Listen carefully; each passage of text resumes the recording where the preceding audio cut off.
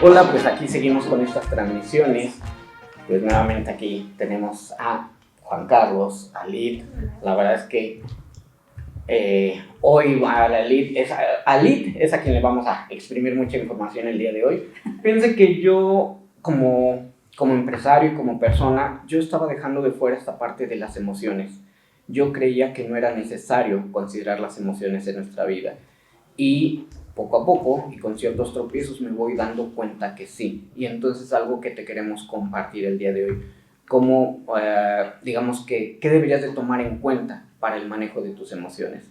¿Sí? Entonces, pues, ¿sí? Ay, pues un tema súper interesante, sobre todo porque fíjense, les platico que el tema de la inteligencia emocional no es tan lejano, que se empezó a ver realmente desde 1990. Empezaron los estudios científicos con dos personas, dos doctores, Mayer y Lovett, creo que se apellidaba, y ellos hablan en una revista científica de la importancia de la inteligencia emocional.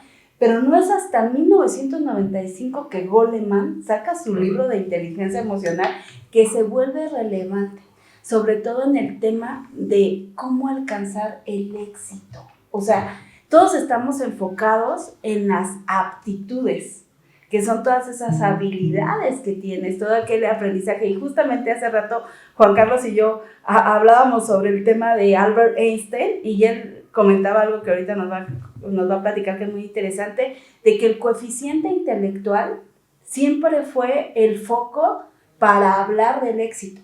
Decía, ay, todo lo que esta persona sabe, todo lo que esta persona aprendió, lo preparada que está.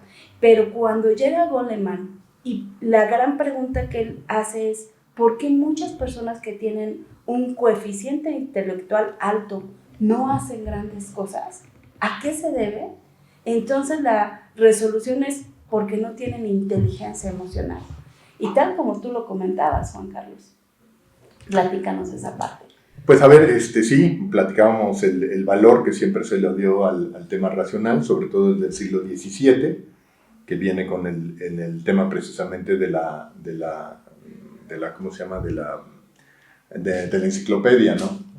En el sentido de que la razón, la diosa razón, es la que tiene que gobernar el pensamiento universal, y a la razón se le dio un valor fuera de lo normal, no quiere decir que no lo tuviera, ¿no? Entonces, sí, las grandes personalidades se midieron a través del tiempo a partir de ahí por su gran racionalidad. Tenemos un Isaac Newton, que nadie puede estar en contra del pensamiento de Newton, pero es un pensamiento racional. Se nos fueron figuras que pudieran tener un IQ incluso un poquito más alto, como pudo haber sido Miguel Ángel Buonarroti, o como pudo haber sido Leonardo da Vinci, que nuestros esquemas son artistas y el artista es creativo y no es racional. Pues hoy sabemos que era gente que tenía un pensamiento racional altísimo. Mozart, Chopin, estamos hablando de genios, ¿no? Pero si se fijan, en esos tiempos se valoraban otras cosas y fueron genios en otras cosas. En el momento en que la genialidad se empezó a dar o se volvió a ver a través de la razón, las grandes figuras, si se fijan, son racionalistas, ¿no? Sí. Y se topan con finales de la modernidad, y ahorita vamos a ver excesos, porque también hay excesos, cuando voltea un Goleman, cuando voltea un Eckhart, cuando voltean estas grandes figuras, y nos dicen, oye, Gardner pues ya hablaba de las multiinteligencias y demás. Oigan, no todo es lo racional, y hay cosas que no podemos racionalizar. Hay temas que no podemos racionalizar y acabamos manejando el símbolo. Yo ponía un ejemplo hace poquitos. Todos tenemos muy conceptuado como ciencia pura el tema del Big Bang. El Big Bang pues, es la creación, el Big Bang es Pero la explicación del Big Bang es una explicación simbólica desde la ciencia, no una explicación racional. Cuando nos dicen algo explotó, ¿qué elementos explotaron para que haya explotado si no hay nada? Entonces el Big Bang no es una explosión, es un símbolo en el cual nuestras mentes lo pueden entender. Bueno, es que no fue explosión como tal, fue una expansión del universo. Se expandió hacia dónde, si no hay espacio, si no hay tiempo, si se fijan, estamos usando el lenguaje simbólico. Y el lenguaje simbólico lo seguimos usando para comprender lo que no podemos comprender racionalmente. Por ahí hubo filósofos como Wittgenstein que decía que lo que no podíamos pronunciar es porque no existía, porque no existe en un marco racional. Pero desde luego para eso existe la literatura, parece que existen las parábolas, parece que existen las metáforas para expresar lo que sí existe, lo que tiene ser, pero no podemos expresar. Y por ahí nacieron las emociones, o podemos explicar mucho de ellas. Sí, en la Edad Media se hablaba de 28 pasiones, ni siquiera existía la palabra emoción. Hoy sabemos que la emoción, hoy definimos más bien que la emoción es a cortito plazo y la pasión es a largo plazo, ¿no? Justamente acabas de decir un punto súper importante. Tú decías, en el tema laboral, o vemos muchas veces, o en la vida misma vemos muchas personas que de pronto decimos, no inventes, esta persona es bien enojona, esta persona es muy alegre, esta persona es muy triste, pero esas justamente son las emociones. El tema es que el punto importante es que debemos distinguir entre emociones, sentimientos y estados de ánimos. Las emociones duran 90 segundos, así de rápido son, o sea, tú te enojas 90 segundos. Los sentimientos es el conjunto entre la emoción y la historia que te cuentas, ahí es a donde radica. Y los estados de ánimo es justamente lo que vas prevaleciendo, lo que te vas diciendo. Una vez y otra vez te vas repitiendo la misma historia, de tal forma en que la emoción la estás reviviendo, la estás reviviendo, la estás reviviendo. Y eso se vuelve relevante, como lo decía, a partir de 1995 es cuando empiezan a ver qué tan importante en el ser humano son las emociones cuando se trata incluso de alcanzar metas. Porque si lo vemos de una manera más objetiva, hablemos de los atletas de alto rendimiento. Todos quieren lo mismo, ¿verdad? ¿Qué quieren? Ganar. Todos queremos lo mismo, ganar, llegar a la meta. Pero ¿por qué unos llegan y otros no? Yo apenas lo compartí en Facebook y lo platicaba con maratonistas y me dicen que una menor parte es el esfuerzo físico y la gran parte de la carrera es un esfuerzo mental. Y a mí me ha pasado que cuando voy en una carrera empiezas, ya tengo un dolorcito, mejor me voy a salir porque ya me da el dolorcito, ¿no? Ya me cansé, ya voy en el kilómetro 10, todavía faltan 11. No, ya estoy muy cansado, ¿no? Entonces sí, tu cerebro te va bombardeando con ciertas ideas y la otra parte tiene que ir dándote porras en cómo vas a afrontar esa situación. Entonces, por eso es que la gente no logra llegar a veces a la meta, o por eso la gente no gana, porque tú mismo te vas boicoteando en ese tipo de ideas, y entonces ahí es donde empieza esa lucha mental de cuándo vas a terminar la carrera o cómo la vas a terminar. Y justamente la inteligencia emocional se fortalece por 3 factores: el pensamiento, el sistema límbico, o sea, el sistema que define las emociones, y también el cuerpo, o sea, es el soma, el pensamiento y el sistema límbico. Esas tres áreas fortalecen la inteligencia emocional, porque si bien tú te estás diciendo, este es el pensamiento, no, ya me cansé, ya me quiero parar, tu sistema límbico te está generando adrenalina, te está generando esa emoción de querer llegar, te está diciendo, espérate, ya vamos a llegar, nos falta menos, o sea, sigues con la adrenalina, estás agregando eso, pero tu cuerpo, ahí hay de dos. ¿Lo fortaleces con la mente o lo debilitas con la mente? Lo fortaleces es decir, un poquito más, unos centímetros más, ándale, vamos, tú puedes. Entonces tu cuerpo empieza a prepararse para ese metro más, para ese centímetro más.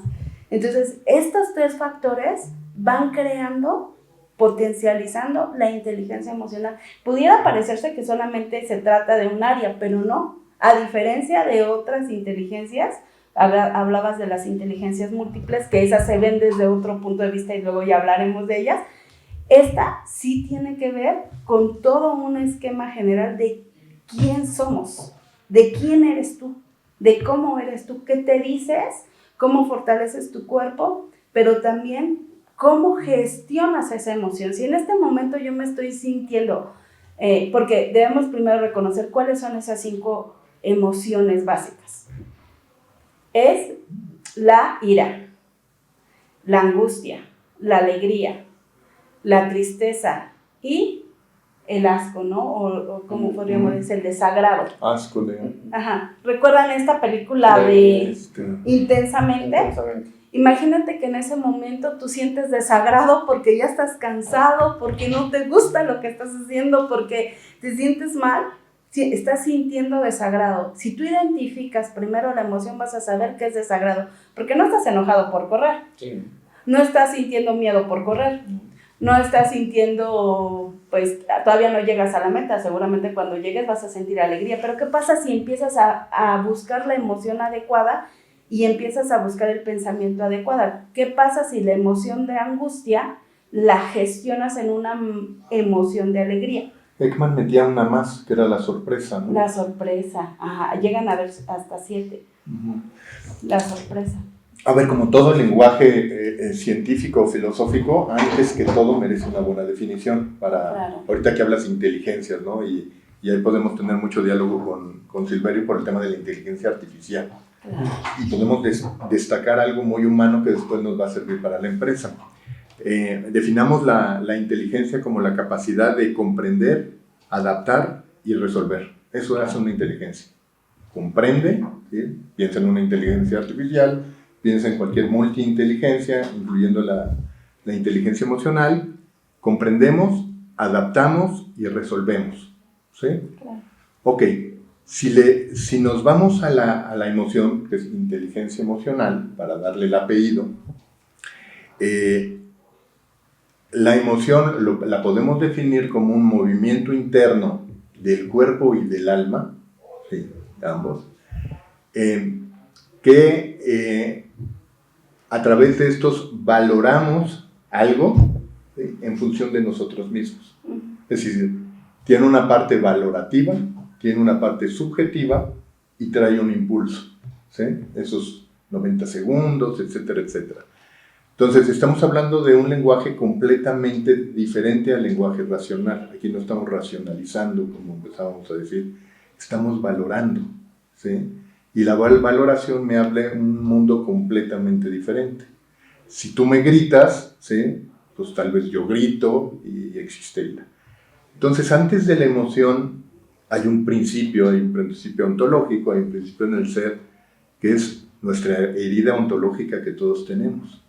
¿Sí? Yo soy un sujeto herido, yo soy un sujeto que siento, ¿sí? Yo puedo decir que una inteligencia artificial comprende, adapta y resuelve, pero no siente, ¿sí? Y eso hace la gran diferencia. Entre 1950 y 1980, tú estás estudiando, yo sé bien este tema, se empezó a buscar la interconexión entre neuronas, pero por todos lados. ¿Por qué? Porque pensadores como Daniel Dennett decían, bueno, en el momento en que tantas neuronas estén conectadas, va a surgir la conciencia. Y entonces va a surgir el sentir, ¿sí? Como un proceso decíamos el otro día, lo epi es una forma de inventarte lo que no puedes explicar. Bueno, pues con todas estas conexiones que se tienen con redes superiores al cerebro humano, con mucho más conectividad, con mucho más posibilidad, pues no existe ni el dolor de la conciencia. Entonces, una inteligencia artificial, además de que puede hacer eso, me puede simular. Una inteligencia artificial puede, un detector, saber si yo estoy triste, si yo estoy alegre, lo puede hacer. Me puede hablar muy bonito y me puede decir, Juan Carlos, es que tú tienes que levantarte, Pero lo que está haciendo es simulando. Alan Turing, y tú no me dejarás mentir, ni tú tampoco, en 1950-52 no postuló, un día la máquina podrá pensar. Su postulado fue, un día la máquina podrá simular la inteligencia humana de tal manera que yo sienta que estoy hablando con una persona cuando estoy hablando con una máquina. Ese fue el postulado. En el siglo XVII, Leibniz volteó y dijo, una máquina, porque Pascal ya estaba haciendo su máquina esta para sumar y para... Una máquina va a poder hacer razonamientos interesantes, pero nunca va a poder sentir, ¿sí? Ahora, a través de la neurociencia y ahora a través del tema de la conciencia, pues hay que decirlo, es un enigma científico, no sabemos ni cómo abordarla. Tenemos muchas teorías, pero ninguna pista para poder seguirla. A lo que quiero llegar con eso, y con eso nos vas a ayudar mucho, Liv, es una inteligencia me puede hacer comprender mis emociones, pero no puede sufrir conmigo, no puede llorar conmigo. No es, no tiene una percepción, no tiene una conciencia de las cosas, no tiene una conciencia de que va a morir como yo voy a morir, ¿sí? Y puedo sufrir o puedo vangloriarme de eso. La herida es un umbral que me ayuda a ser mejor o perderme en la vida, y la emoción es esa valoración que me está dando con el exterior para poder tomarme de allí y ser el gran atleta que puedo ser, o el gran señor encerrado que no quiere voltear a ver a nadie, ¿no? ¿Sí? Allí hay libertad, y la libertad también es una propiedad misma del ser humano, y esos circuitos están por ahí metidos. El gran descubrimiento de Goleman no fue anunciarlo, fue decir, en ese sistema límbico hay una amígdala, que no es la que tenemos acá, sino acá, y que dice, oye, ¿cómo se explica que un señor abrió la puerta de su casa, vio a su mujer con un tercero, sacó una escopeta y la agarró a plomazos, y después arrepentido dijo, no sé ni por qué lo hice? Bueno, lo que él descubrió es que hay un circuito que antes de entrar al lóbulo frontal, antes de entrar al cerebro, es un circuito que tiene una memoria, y esa memoria, ¡pum!, dice, pues si te enojas, así tienes que reaccionar, maestro. ¿Por qué? Pues porque es instinto. En algún momento se le llamó instinto. Si tengo una bestia enfrente de mí, un tigre enfrente de mí, las reacciones, las piernas me tiemblan, el miedo me empieza. ¿Por qué? Porque el cerebro le está diciendo, prepárate porque vas a correr. Y al depredador le dijo, deja que corras porque es cuando atacas. O sea, hay un proceso, ¿no? No. Bueno, ese proceso nosotros somos seres conscientes y somos seres que lo podemos modificar. Me puedes poner un cohete, ¡ay!, la primera vez me asusta, ¿sí? Pero lo puedo hacer consciente y puedo eliminar ese miedo, y al ratito, como lo hace un soldado en medio de la batalla, hay una habituación a través de eso y puedes superar ese. Entonces la emoción es ese umbral que tenemos para ser mejores personas, para ser mejores individuos. Y lo quiero poner así porque vamos a hablar al ratito de la empresa. Y estamos en una era de simulación. Ahora un call center me lo puede contestar una inteligencia artificial y me puede decir palabras muy bonitas. Pero del otro lado estamos gentes que queremos que la empresa sienta lo que estamos pasando, que la empresa sufra lo que estamos viviendo, que nos entiendan. Aunque pareciera que me entienden, alguien que simula no entiende. Y dicho de esa manera, no hay diferencia entre el señor que me levanta el call center y le pagan dinero para que me diga palabras bonitas a que lo haga una inteligencia artificial. La diferencia es que va a tener que acabar en una terapia, porque después de 8 horas, 24, después de 8 horas diarias, 7 días a la semana y 365 días del año que me estés tonteando, pues desde luego mi espíritu se va para abajo. Bueno, ¿sí? Hablando de este tenor, como estás diciendo, sí, definitivamente, el sistema es un proceso, todos los sistemas son un proceso.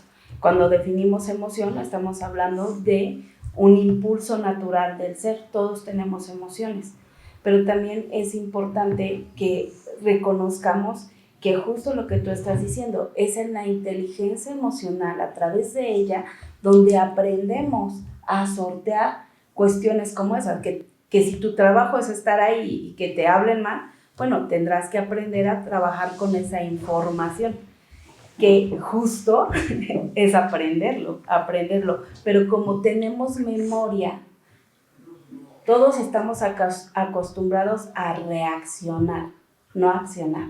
Entonces reaccionas de acuerdo a cómo lo aprendiste. ¿Dónde lo aprendiste? En casa. Dicen que las palabras convencen, pero el ejemplo sí. Arrastra. Claro. Si tú a lo mejor tuviste alguien que te dijo, oye, a las niñas no se les grita, no se les pega, pero de pronto observaste cuando eras niño que un mayor varón o mujer de tu mismo sexo le gritaba a alguien más o le pegaba a alguien más, ¿qué crees? A lo mejor te dijeron que no se hacía, pero tú lo viste y eso generó en ti un patrón.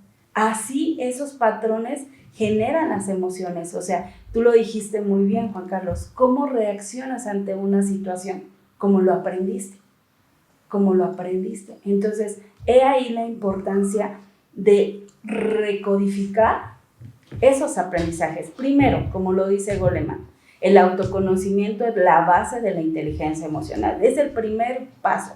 Conócete a ti, conoce cómo se genera una emoción, porque ya dijimos que una emoción dura 90 segundos, pero ¿cómo se genera en mí? Bueno, justo, pasa la situación, que recordemos que todas las situaciones son neutrales, pasa la situación, pero tu cerebro en cuestión de segundos busca la historia, se va a la historia y hace una asociación. Pero ¿qué pasa cuando es nuevo el evento? Cuando nunca lo has vivido. ¿Qué creen que pasa? Por ejemplo, ¿qué pasó en la pandemia? Pues genera angustia, ¿no? Ok, genera una emoción de desencanto, de angustia, de miedo. De estrés. Sí, porque es incierto, no tienes ahí un recuerdo, no, de alguna manera para ti es algo totalmente nuevo, pero ¿qué crees? También existe otra área, que es la neuroplasticidad. Y ahí es el momento en el que tienes que elegir.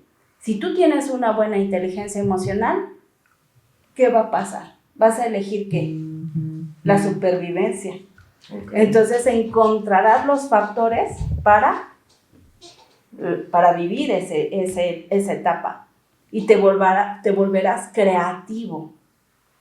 Pero si tú no tienes una buena inteligencia emocional, la emoción genera neurotransmisores que son sustancias cerebrales que tienen un efecto en el cerebro.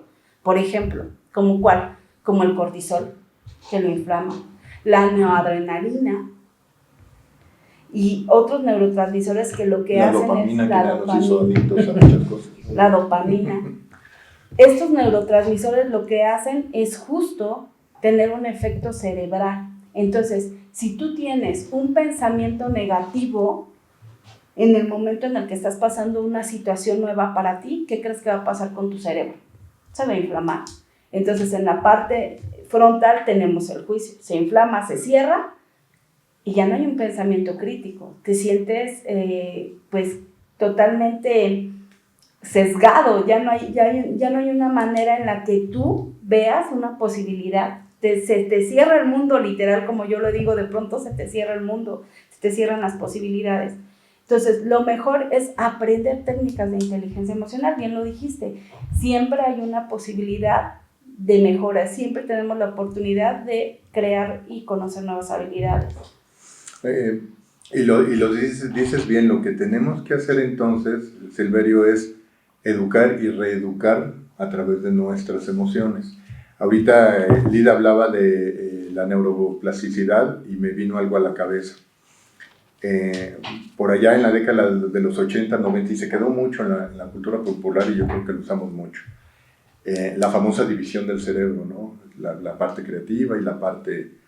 Hoy la neurología ha avanzado, no tanto, pero ha avanzado suficiente para comprender muchas cosas. Por ejemplo, gente que tiene daño cerebral, por ejemplo, en áreas de Wernicke o en áreas de Broca o en áreas que pertenecen al lado izquierdo o derecho, esa neuroplasticidad es tan sabrosa, tan rica, que lo que hace es que nuevos lugares, nuevos espacios del cerebro empiezan a reproducir esa actividad, ¿sí? Sin ser la actividad asignada que podemos ver tradicionalmente.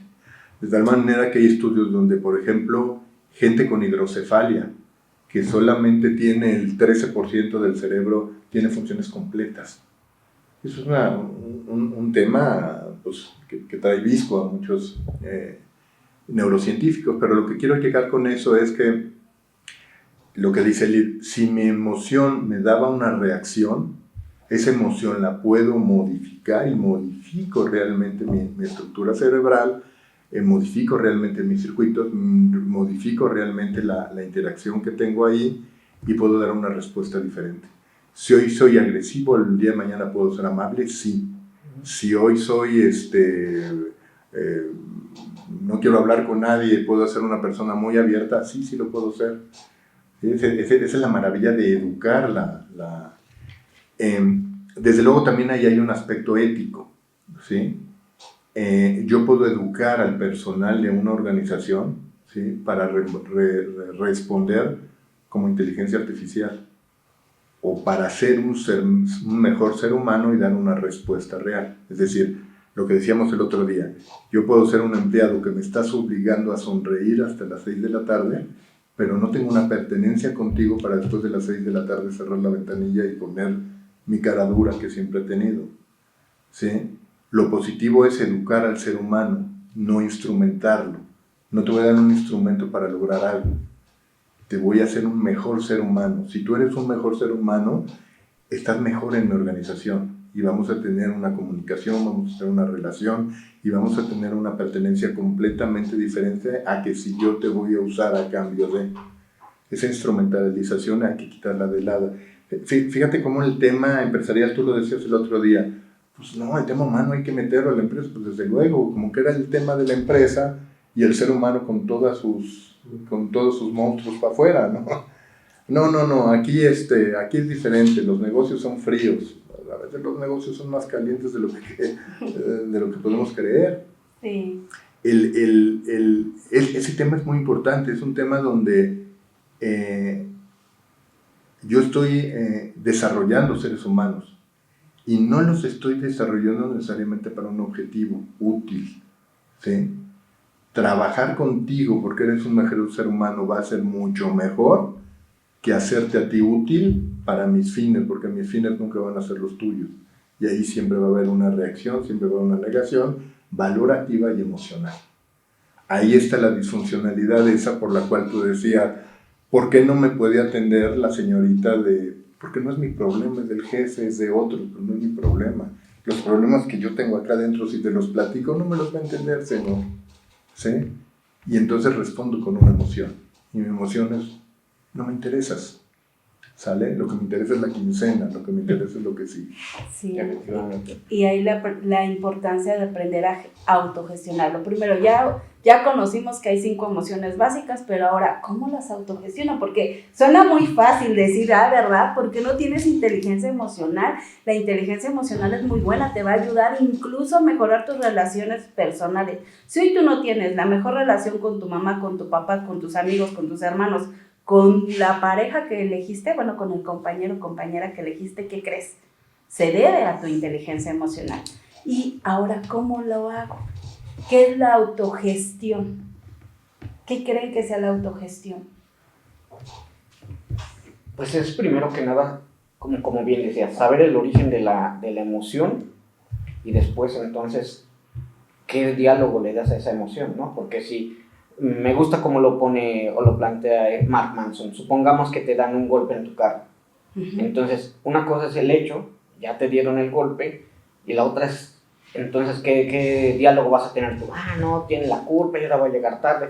No, pues, ok, como bien decías, el hecho es neutral, te dio el golpe, y ahora, ¿cómo lo vas a manejar para que entonces no te afecte? Pues, sabes que a lo mejor primero empiezo a cancelar la cita, le hablo al seguro, y tratar de resolver, y también ver que a lo mejor estés bien tú, ¿no? Que no te haya causado algo el accidente, ¿no? Pero tratar de empezar a resolver en lugar de que te consuma la emoción y decir, no, y ahora es su culpa, y ahora que me pague, y ahora que no sé qué, ¿no? Entonces ver cómo yo creo que eso es parte de la gestión, ¿no? Sí, y lo estás diciendo muy bien, la autogestión es una decisión. Si ya haya un autoconocimiento, es decir, yo ya sé cómo reacciono ante cierta situación, entonces ya conozco mi emoción. Entonces la autogestión es justo eso, elegir el pensamiento, el diálogo que me voy a decir y la acción que voy a tomar ante esa situación. Esa es la autogestión. Y muchas veces una técnica que a mí me funciona mucho con mis pacientes es toma 3 respiros. Si algo que está sucediendo no te gusta, te está causando incomodidad, cierra tus ojos y toma 3 respiraciones profundas. Ahí empieza la autogestión. Cuando tú controlas tu emoción, cuando tú respiras, todos los neurotransmisores, imagínate que es como un termómetro que suben así, súper rápido, y todos los neurotransmisores, cuando tú respiras, empiezan a bajar. Todo empieza a regresar a su lugar. Entonces, si tú te tomas esos 3 segundos, porque son unas respiraciones profundas una tras otra, si tú te tomas ese tiempo, ahí empieza la autogestión. Y es uno de los factores que van a hacer la diferencia en tu vida y en las relaciones que puedes llegar a tener, pero sobre todo también van a tener un impacto en tu entorno laboral, familiar, Claro. social. Si todos nos diéramos esos 3 segundos, créeme que sería algo totalmente distinto. No sé si se acuerdan el año pasado un caso que hubo muy sonado aquí en Puebla, justo del ejemplo que acabas de decir, de un semáforo ahí en el centro, en la 2, se para un auto llega detrás, se pone el verde, pero el de enfrente no avanza, avanza el de atrás, y el de atrás se baja y acribilla al del auto que no avanzó. Entonces fue sonadísimo el caso. Es un claro ejemplo de falta de inteligencia emocional. Ni te conozco, ni sé de tu vida, ni sé de nada, pero mi emoción me dice tú no debes existir porque me estás estorbando. Claro. Fíjate que a mí antes me pasaba y me estresaba el tema de que trato de ser puntual, ¿no? Entonces ya vas a una reunión y de pronto dices, ay, un semáforo en rojo, cerraron la carretera, quién sabe qué. Ya de pronto dices, bueno, pues ya, relájate y entonces vamos a tratar de solucionar. Empiezas a hablar, oye, ¿sabes qué? Ya no puedo llegar a la hora que quede, pero ahora le hacemos así, ¿cómo lo podemos reagendar? Y ya, y empiezas a solucionar, ¿no? A tratar, porque si tratas de entonces, no, y ahora me meto, que de pronto ves así choferes que dices, ay, ¿cómo están haciendo eso tan incoherente, no? Pues es que están ya actuando bajo esa reacción, dices, ya mejor déjalo pasar y que él solito va a encontrar ahí donde no va a seguir avanzando, porque aquí las rutas están así, ¿no? Entonces, pues dices, ya, ¿para qué te estresas, no? Claro. Sabes que relájate, trata de resolver las cosas, como realinearlas. Y pues si no vas a llegar también, por algo tenías que no llegar, ¿no? Claro, el enfoque es muy importante cuando hablamos de inteligencia emocional. ¿En qué te enfocas? Recordamos que en lo que te enfocas, crece. Si tú te enfocas en un pensamiento negativo, en, ya se puso el rojo, voy a llegar tarde, otro bache, otro más. Bueno, obviamente estás en esa energía, porque hay que creer, la inteligencia emocional también conlleva la energía con la que tú estás yendo cada día. Y ahí el factor que hace la diferencia es la automotivación. Porque ya te conoces, ya estás gestionando tus emociones. Ahora, ¿cómo me motivo para ir por algo distinto? Por algo mejor, por algo diferente, porque yo ya capté que muchas veces a lo mejor, pues yo ya trabajé con mi inteligencia emocional, yo ya soy toda piqui, todo amor, pero el mundo no, el mundo no colabora, ¿cómo le hacemos? El mundo no es igual, claro. Exacto, bueno, primero tienes que comprender que tú tienes un enfoque, tú tienes metas, tú tienes una visión de tu vida, que no tiene que ver con el otro, y ahí es para la automotivación es muy importante que sepas que el otro es otro. Tus motivos son tuyos. Tu visión y tus metas deben de estar totalmente independientes de las otras personas. Entonces, si tú tienes claro hacia dónde vas y quién eres, también debes de respetar hacia dónde va y quién es el otro. Porque ahí es a donde empieza una convivencia sana. Y es uno de los factores muy interesantes de la inteligencia emocional, dice Goleman. Autoconócete, pero también conoce al otro. Descubre quién es el otro. ¿Puedes identificar que el otro está enojado? Ok, es su enojo. La gente no te grita. Yo no voy a decir, mi papá me gritó. No, mi papá grita. Porque él así aprendió a gritar. En pocas palabras le puedo decir a un empleado, entiendo perfectamente por qué estás enojado. Claro. ¿Sí? Sin embargo, también creo que podemos caminar de otra manera, ¿no? Claro. Yo puedo reconocer tu subjetividad, pero no por reconocer esa subjetividad me estás hablando con verdad, me estás hablando desde tu subjetividad.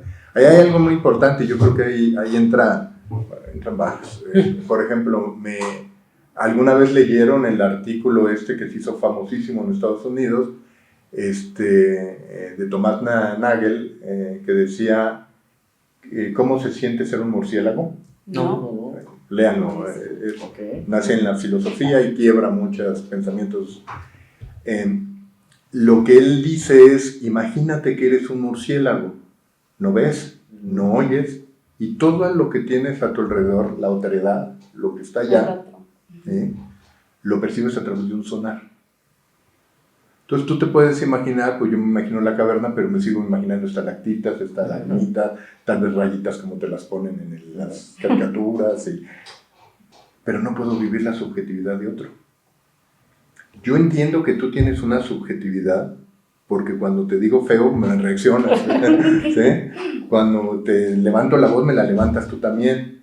Entonces reconozco esa subjetividad, pero no la vivo, pero la mía sí la vivo.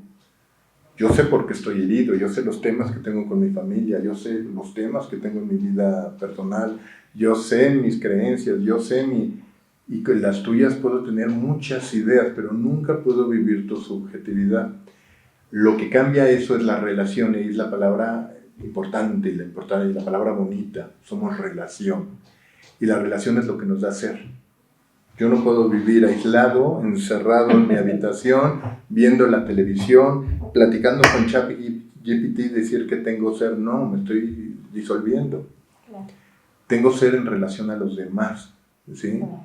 Y lo que yo te dono, te da ser. Y lo que tú me donas, me da ser, ¿sí? Y en esa relación con el otro, en su subjetividad que yo no entiendo, ahí nos vamos a abordar. Entonces, la verdad, porque dentro de una organización, dentro de la vida normal, nos tenemos que poner de acuerdo en algo. Y la posmodernidad lucha con algo, y eso lo lucha todos los días en la empresa. Tan sabemos poco y desde hace poco de las emociones, que hay un pensamiento por ahí flotando que ha vuelto de las emociones un derecho. El derecho, para empezar, es objetivo, no subjetivo. Por lo tanto, no puedo subjetivizar, no puedo darle derecho a algo que es tuyo. Lo puedo respetar, como dice Lid, pero no lo puedo convertir en un derecho. Y muchas veces, ya nos dirá Lid, te tengo que sacar de esa creencia, porque esa creencia no es buena, porque esa creencia no es sana. Ok, entonces nada más toco ese tema. La verdad tiene 3 componentes. Una es mi subjetividad de mis percepciones, ¿sí? En relación con la subjetividad de tus percepciones, ¿sí? Y en contraposición del ser de lo que estoy hablando, ¿sí? Entonces hay una parte objetiva y hay 2 partes subjetivas. Y en eso, ¿sí? Se envuelve la verdad y el derecho, ¿no? Decíamos el otro día, yo hago un reglamento dentro de la empresa y es el foro externo. Es válido, porque en eso convenimos, pero eso también aborda una realidad externa a mí y a nosotros, ¿sí? Pero la vivimos en la subjetividad, de tal manera que el reglamento me puede decir, y ojo, ahí oigan mucho porque doy muchos mensajes a muchos clientes. El reglamento me puede decir, o la política me puede decir, se entra a las 9 de la mañana, ¿sí? Y si se entra a las 9 de la mañana, siempre se entra a las 9 de la mañana. Pero hay un gerente y el gerente tiene que tener esa inteligencia emocional y ese criterio. Oiga, ¿por qué no llegó temprano? Pues resulta que mi esposa se infartó en la mañana, o se infartó hace una semana, se lo vengo diciendo, y en las mañanas tengo que pasar al hospital a X asunto. Si no tengo esa sensibilidad, oye, recursos humanos, esta persona está llegando, no, le pagas normal. ¿Por qué? Porque tengo sensibilidad con ella. Porque prefiero que esa persona sea y esté tranquila y esté bien, a que esa persona venga a cumplir con la cara torcida todo el día. Claro. ¿Sí? Y ahí entra otro factor de la inteligencia emocional llamado empatía. Porque la empatía no muchas veces es ponerme en el zapato de otro. Tú hablaste muy bien, o sea, el otro es otro. Y a veces por mucho que quieras comprender o vivir en carne lo que el otro está viviendo, no. La realidad es que nunca va a ser así, pero sí puedes comprender que es parte de su vida, que es parte de su proceso y que tú estás de alguna manera compartiendo el camino en pro de bienestar los dos, en esa subjetividad de lo que tú eres, pero ¿qué somos juntos? ¿Qué vamos a crear juntos? Ahí es a donde entra la empatía, en ese acuerdo de que vamos a crear juntos. No es también, llega a pasar que bueno, yo me de alguna manera me vulnero para que tú estés bien. No, esa no es empatía. O sea, aquí no se trata de llevarse al otro, sino de justo converger en las 2 vertientes para que juntos podamos crear algo nuevo. Esa es la empatía, comprender lo que tú estás viviendo ser parte de la mejora para ti y sumarte en la forma en la que yo pueda hacerlo.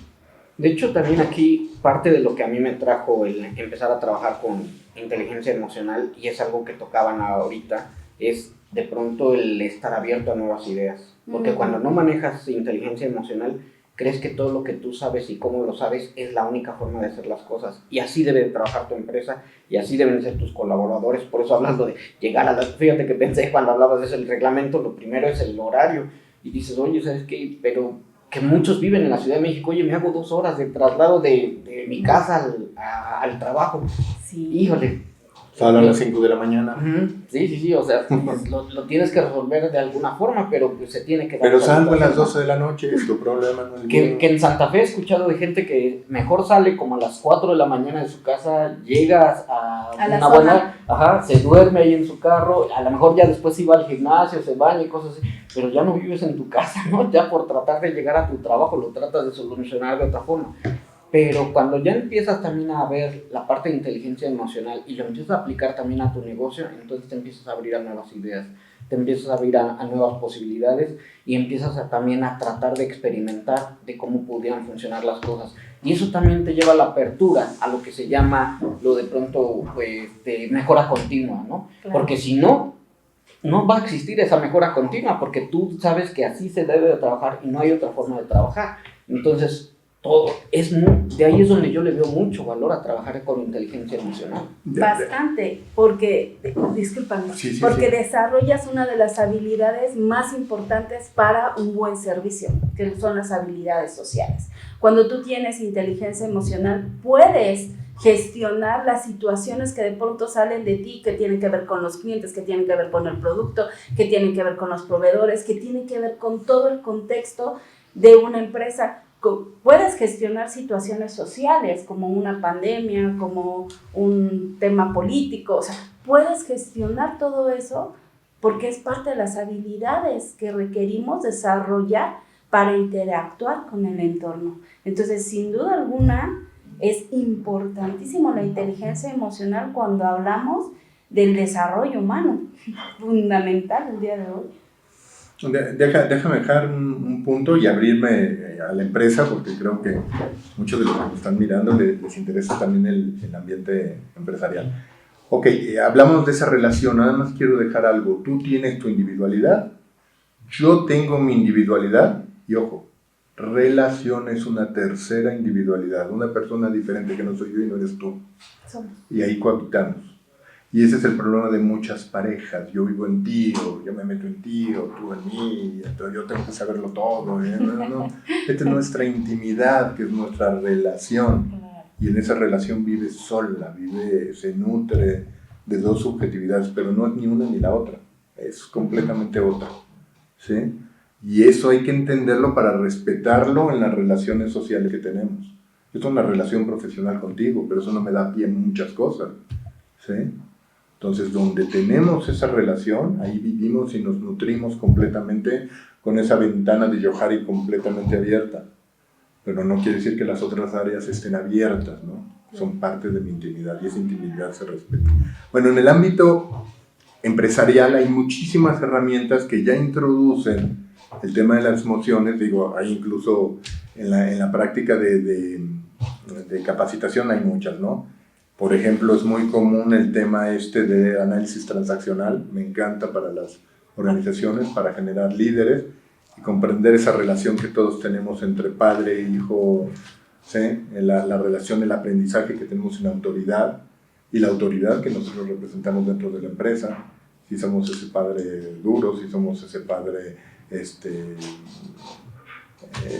ligerón, paternalista, o somos el adulto que estamos hablando realmente con adultos, ¿no? Y si de la otra parte yo soy el padre, pues tengo del otro lado el niño, y el niño puede ser malcriado, el niño puede ser obediente, pero la relación es sana, la relación es y es un trabajo que se hace con muchas emociones. En el diseño organizacional, por ejemplo, cuando hablamos de habilidades, y ahorita hablo de la terminología y del lenguaje, lo abordo de una vez, que hay que irlo cambiando, porque quiere decir, lo que expresamos mal es lo que no hemos comprendido bien. Entonces, cuando yo hablo de recurso humano, ya estoy mal. Con lo que estamos hablando, si tú eres un recurso, pues el recurso se agota, se acaba, lo cambio. Y ahora le llamamos, no, es que hoy hay que llamarle capital. Capital sigue siendo utilitario, sigue siendo, si ahora eres una inversión, perfecto, ya tienes más valor. ¿Pero qué tipo de valor? Cuando rompamos todo eso y tengamos seres humanos trabajando en nuestra organización, las cosas van a cambiar, ¿sí? Cuando hablamos de habilidades, hablamos checa, y viene del inglés, habilidades duras y habilidades suaves. Blandas. Y las habilidades blandas son todas las que tienen que ver con las emociones, son blandas. ¿Sí? Cuando la terminología creo que no se ajusta al sentido propio del lenguaje, ¿sí? Habría que cambiar un poquito. Pero ok. Existen modelos, están un poquito más dibujados, donde por ejemplo tenemos niveles en la organización: dirección, gerencia, operación. Cuando yo hablo de operación, de dirección, necesito más habilidades suaves y menos habilidades duras. Cuando yo soy un gerente, necesito la misma cantidad de habilidades suaves y la misma de habilidades. Y cuando tengo un nivel operativo, tengo más necesidad de habilidades operativas que de habilidades suaves. La verdad es que todas las necesitan, sí, en el desarrollo humano, pero sí en el ejercicio. Hay una herramienta que se llama, muchos la conocen, las evaluaciones 360, donde podemos valorar esto. Es decir, yo no puedo, sí hay, ahorita hablamos de esos test, hay test donde puedo medir tu liderazgo, tu inteligencia emocional, pero es más fácil preguntarle a Said, es más fácil preguntarle a Silverio y preguntarle a Lid algunas preguntas acerca del liderazgo de Juan Carlos. Y en una evaluación 360 donde jefes, alrededor podemos saber si realmente no solamente las tiene, si realmente las está aplicando.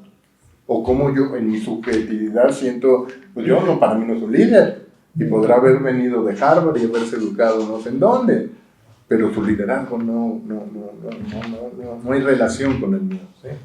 Ok, en este trabajo, ¿sí? Es donde, por ejemplo, no valoramos a veces la educación en ciertas universidades que están más preocupadas en la construcción de líderes, de emociones, en universidades que me enseñan cuestiones de carácter tipo técnico, ¿sí? Yo sé que está muy desvirtuada la educación, pero sí hay avance en estos tramos, ¿no? Y lo que quiero llegar con esto es que cuando nosotros desarrollamos gente, desarrollamos seres humanos, si te voy a poner como director, tienes que ser una persona impecable en el manejo de emociones, impecable en saber conocer las emociones de los demás, impecable en la manera de poder cohabitar en una comunidad. Tú me vas a hacer un equipo de trabajo exitoso. Y para hacerme un equipo de trabajo exitoso tienes que ser un maestro en ese manejo. A veces cuando vas perdiendo las habilidades técnicas, las competencias técnicas, yo creo que a todos nos ha pasado, me encantaba hacer análisis numérico y cuando tengo que dejar de eso y dirigir y dárselo a mis consultores, me frustra después tener que volver y decir, oye, ¿y esto cómo se hacía? Oye, ya salió una nueva versión de Excel, ¿y dónde está? Yo sé que se hace, pero ya no sé, y ya traen otra habilidad, mi gente, ¿no? Pero yo empiezo a ganar otras habilidades, y son habilidades que me ayudan a liderar, que me ayudan a gestionar, que me ayudan a interactuar, que me ayudan a planear, que me ayudan a mover a mi equipo de trabajo. Ese tipo de educación es una educación que se tiene que formalizar desde que se desarrolla la estructura organizacional. Normalmente yo subo a una persona porque esa persona es buen mecánico, o es buen programador, y lo convertí en un mal gerente porque no me sabe coordinar gente, no me sabe llevar gente, no me sabe... Y entonces perdí un muy buen programador, perdí un muy buen mecánico, ¿sí? Y ya tienes un mal gerente. Y ya tengo un mal gerente. Y además ya le subí el salario, ya le subí por esas razones, ¿no? Entonces, si eso no está claro, pues finalmente no está claro. Diseñar una estructura organizacional también tiene que ver con escalafón. Tiene que ver, gano 20 pesos y todo el mundo sabe, gano 20 pesos porque estoy en esta posición. y esta posición es de liderazgo, y esta posición es de conocimiento, y esta posición es de... Viene con toda esta gestión de competencias que integra, desde luego, el lenguaje emocional. Y en ese lenguaje emocional yo puedo abrir todo el capítulo de habilidades y conocimientos que debe tener un puesto de trabajo para poder valorarlo después económicamente. Con esto, además, quiero llegar a lo siguiente. Si estamos dando un mejor rendimiento a quien me maneja gente que al que me sabe operar la mejor herramienta del universo, ¿no? Hay otras herramientas, por ejemplo, cuando yo contrato gente, hay herramientas como el DISC, como el MBTI, como el Big Five. Son herramientas que me saben decir, ¿sí?, estas habilidades ya, cómo las trae, cómo las maneja la gente desde un principio. Y normalmente no lo manejamos. Piensen en la empresa chica, en la empresa mediana, y yo hasta que llego a empresas normalmente grandecitas, o algunas medianas, no todas, me tienen un departamento de recursos humanos. El departamento de recursos humanos no sirve. Y a veces es el departamento más importante que debe tener una organización. No me atrevo a decir que el más importante, pero al tocar al ser humano lo vuelve el más importante, y es lo que sí quiero decir. ¿Sí? Entonces ese no existe. Y cuando llega la empresa mediana, tienes un departamento de recursos, que bueno, a ver qué haces. Pago la nómina, ¿sí? Timbro los recibos. Eso es lo que haces de... Y como que a veces verifican que hayas tomado los cursos de la Secretaría del Trabajo, ¿no? Sí, y estoy certificado en 20 cosas. Y tu gente, bueno, eso no, eso, bueno, y el gerente es que ya sabe, como yo lo traje de no sé qué empresa, trae mucha experiencia, pero no estamos analizando las cosas. Estoy más preocupado porque sepa Six Sigma Logistic, a que sepa, a que tenga valores, a que tenga una inteligencia emocional suficiente, ¿no?, para poder coordinar equipos de trabajo. Y es un tema que nos enfrentamos todos los días, ¿no? Pues sí, la verdad es que es un tema súper importante y es un factor que se debe de ver en el momento de la contratación. Considero que, como bien lo dices, hay muchas baterías que se pueden aplicar, y la mayoría de las baterías que mencionaste, pues lo que hacen es checar las habilidades. La inteligencia emocional poco se ve, porque también considero que es algo que se desarrolla en la práctica del ser, de tu vida.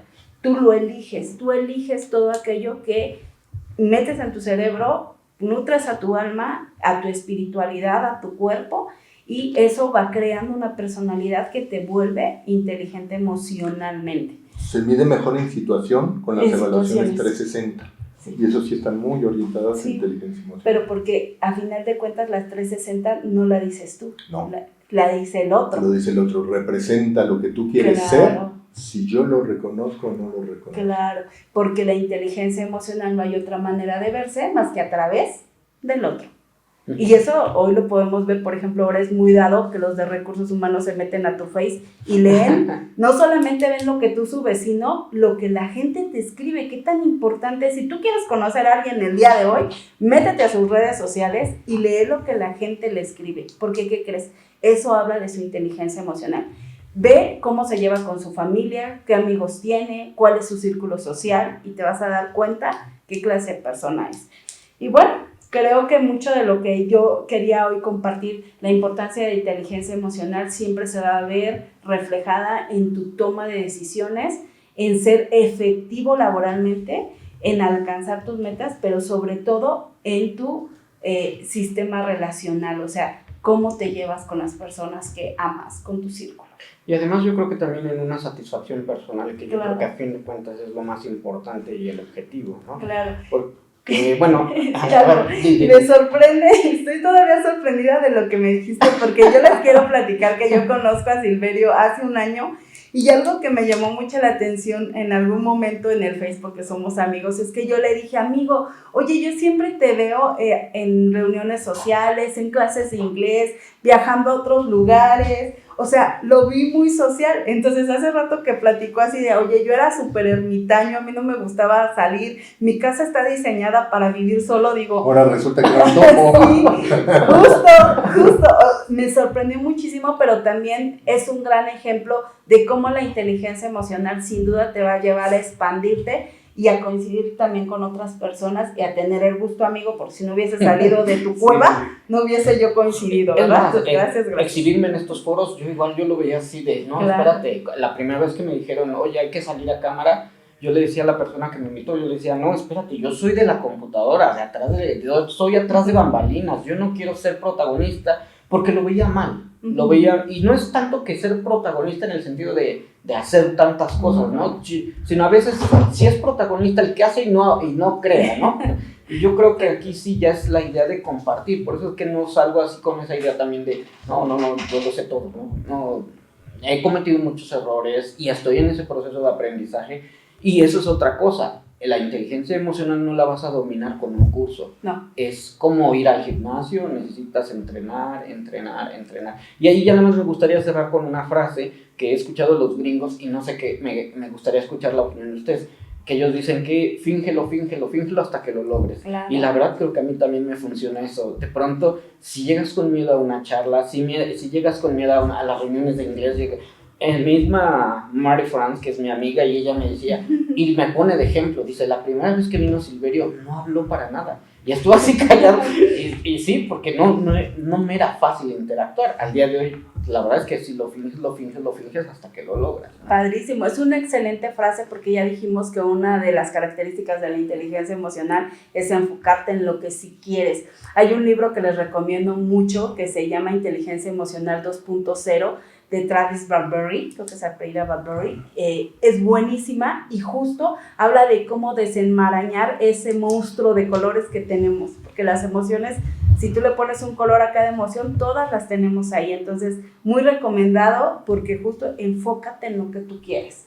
Enfócate y finge serlo, y también sale en el libro de Piensa y hágase rico, y vas a ver cómo llegas allá. Ahí yo lo veo con esa relación que no hemos querido romper, no hemos roto, entre lo que es cuerpo y alma, ¿no? Entonces, cuando te dice fíngelo más allá de la figura fingir mentir, que es lo que pudiera parecer como se expresa, es el hecho de decir, no todo nace del interior, también viene de fuera. Entonces, si yo quiero ser el día de mañana un buen director, hoy me tengo que comportar como director para que ustedes me la crean. No solamente me la tengo que creer yo, ¿sí? Vivo en relación y ustedes se la tienen que creer. ¿Sí? Entonces, si eso significa fingir, desde luego estoy muy de acuerdo. Las virtudes, y el otro día hablábamos de eso, que no son los valores que todo el mundo volteamos a ver y creemos, son las que practico, ¿sí? Se practican todos los días, y el día que no y hoy que no la tengo, no estoy fingiendo. Pareciera que estoy fingiendo, pero me estoy esforzando en volverla una práctica para que esa práctica el día de mañana sea parte de mi ser. Y entonces estoy construyendo mi ser. Así es. ¿Cómo estoy construyendo mi ser? Haciendo hoy lo que quiero ser mañana. Y en ese sentido honro la frase, ¿no? Sí. Está buenísimo. Pues la verdad es que estuvo muy, muy interesante la charla. Aquí la invitación es, de verdad, ponte a ver cómo está tu inteligencia emocional. Investiga con algún psicólogo, empieza a buscar terapia, y la verdad es que, nuevamente lo decíamos hace rato, la terapia no es que estés mal, sino es tratar de ser mejor persona. ¿Sí? Pues muchas gracias y un saludo para todos. Gracias, Lid. Gracias. Gracias, Carlos. Nos vemos Gracias, Lid. en la Gracias, próxima. Silverio. Gracias a todos. Gracias.